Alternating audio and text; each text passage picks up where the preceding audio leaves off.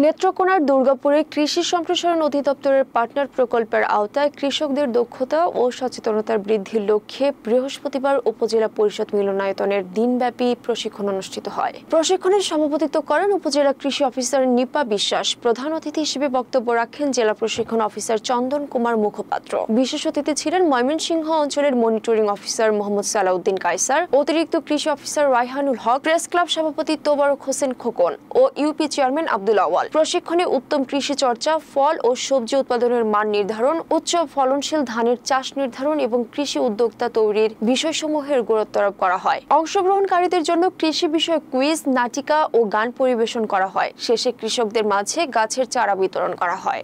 দুর্গাপুরবাসীর জন্য কাজ করে তাদেরকে হয়রানি না করে মামলা বিজ্ঞ আদালতের কাছে আমি আর ওই যে কয়েকজনের নাম দিছে যে মিথ্যা মামলায়, আগে এই মামলার প্রত্যাহার চাই আমরা। ওনাকে মিথ্যা মামলায় ফাঁসানো হয়েছে। যখন ঘটনা এগুলো ঘটছে সে ছিল না, সে নেত্রকোনায় ছিল, এটা ভিডিও ফুটে আছে। আপনারা সকলে আমার স্বামী মোহাম্মদ সম্রাট গনি সহ আজকে যাদেরকে আসামি করা হয়েছে সকলে নির্দোষ, তাদের বিরুদ্ধে মিথ্যা মামলা দাঁড় করানো হয়েছে।